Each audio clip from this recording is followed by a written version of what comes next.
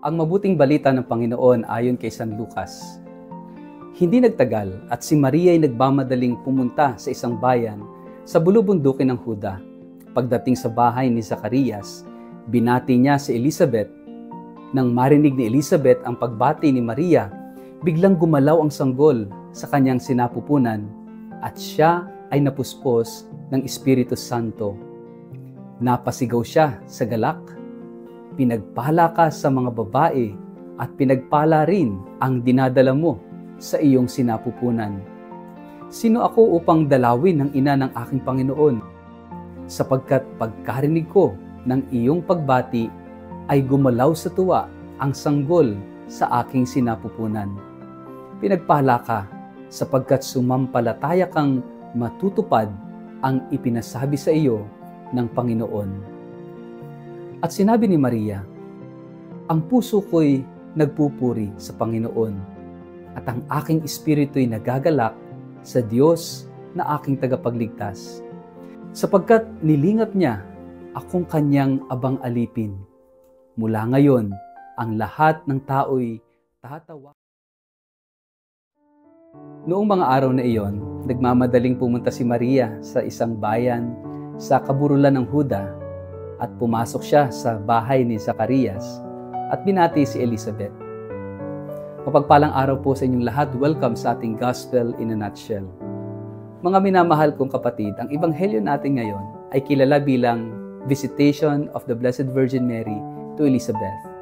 Ito yung isang kwento ng pagmamadaling pagmamahal, pakikiisa sa kapwa at pagpapahayag ng kagalakan sa gitna ng pag-asa at hamon ng buhay. Pero higit pa sa pagiging isang simpleng tagpo ng dalawang babaeng nagdadalang tao, ito ay larawan ng pagdalo ng Diyos sa gitna ng ating buhay. Nagmadaling pumunta si Maria. Isipin ninyo, si Maria ay bagong buntis pa lamang. Wala pang katiyakan sa kanyang sitwasyon. Ngunit, imbes na ituon ang sarili sa kanyang kalagayan, agad siyang tumugon sa pangangailangan ng iba.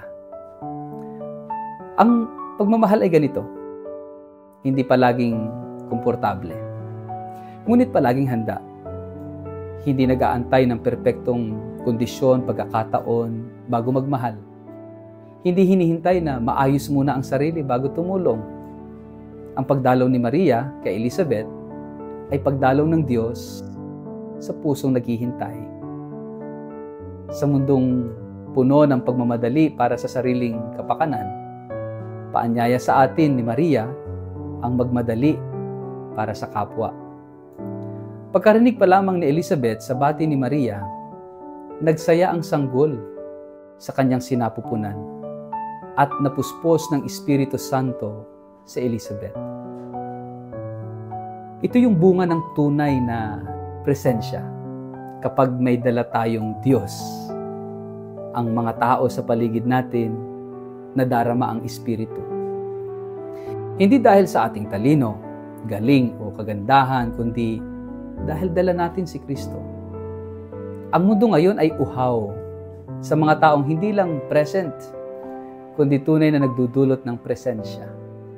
Presensyang nagpapagaan ng loob, presensyang hindi mapanghusga, presensyang tahimik, ngunit buhay, presensyang dala ang Espiritu ng Diyos. Sa ikalawang bahagi ng Ebanghelyo, umawit si Maria. Dinakila o dinadakila ng aking kaluluwa ang Panginoon. Ito yung Magnificat.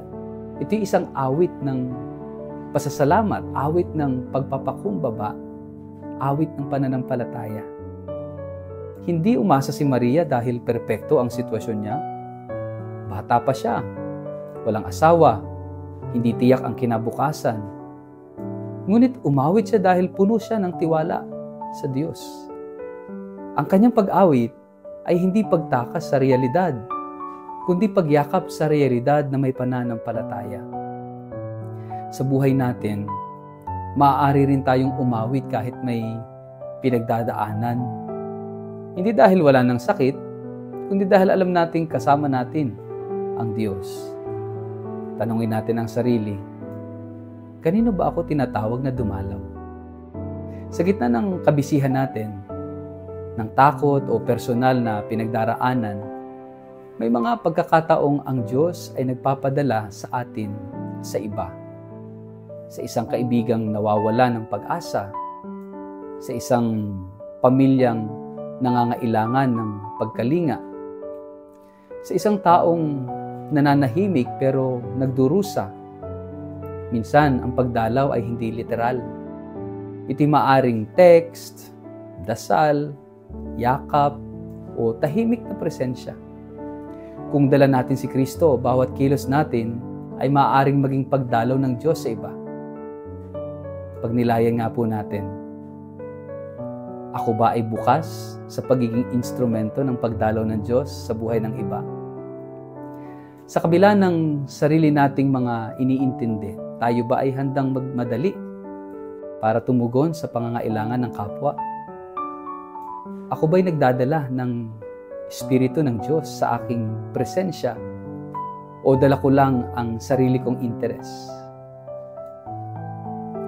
Tayo po'y manalangin. Sa ngalan ng Ama, ng Anak at ng Espiritu Santo.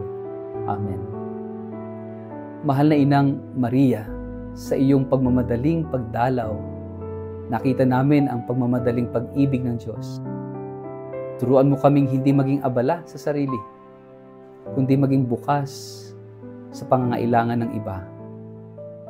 Tulungan mo kaming maging tahanan ni Kristo, daluyan ng kanyang presensya, at saksi ng kanyang kagalakan sa mundong puno ng luha at takot. Gawin mo kaming mga manlalakbay na dala ang liwanag at gaya mo, umawit sa gitna ng hamon sapagkat naniniwala kaming tapat ang Diyos sa kanyang mga pangako. Amen. Pagpalaan po kayo't ingatan ng makapangyarihang Diyos, Ama, Anak at Espiritu Santo. Amen. Mga minamahal kong kapatid sa pananampalataya, inaanyayahan ko po kayo sa isang biyayang paglalakbay ng pananampalataya, isang pilgrimage sa Eastern Europe na gaganapin mula October 4 hanggang October 21 sa taong ito, na sasaklaw sa 8 kahangahangang bansa, sa Switzerland, Liechtenstein, Germany, Austria, Czech Republic, Slovakia, Hungary at Poland. Ang tampok ng banal na paglalakbay na ito ay ang ating debosyon sa Divine Mercy o Banal na Awa, isang tema na napapanahon sa atin ngayon sa panahon ng pagsubok at pananabik sa pag-asa. Gaya ng sinabi ng ating yumaong Santo Papa Francisco, the mercy of God is the sure source of our hope. At sa ating paglalakbay, bibisitahin po natin ang mga sagradong lugar kung saan sumibol at lumaganap ang mensahe ng awa ng Diyos. Bibigyan din natin ang Poland, ang bansang sinilangan ni Saint Faustina Kowalska at Saint John Paul II, mga tagapagdala ng mensahe ng banal na awa sa buong mundo. Ito'y hindi lamang isang biyaheng panlabas, kundi higit sa lahat, isang panloob na paglakbay ng puso. Isang pagkakataong mapalalim ang ating pananampalataya. Maranasan ang kagandahan ng simbahang Katolika sa Europa at muling pag-alabin ang ating pag-asa. Para po sa mga interesadong sumama sa akin, maaaring makipag-ugnayan kay Toby sa numerong 0917-317-4536 o magpadala ng email sa inquiry@tobiahe.com. Magsama-sama po tayo sa isang paglalakbay ng panalangin, kultura at biyaya. Huwag palampasin ang pagkakataong ito na muling matuklasan ang Diyos na buhay, maawain at laging nag-aanyaya. Halina po kayo, maglakbay tayo kasama ang banal na awa patungo sa mas matibay na pag-asa.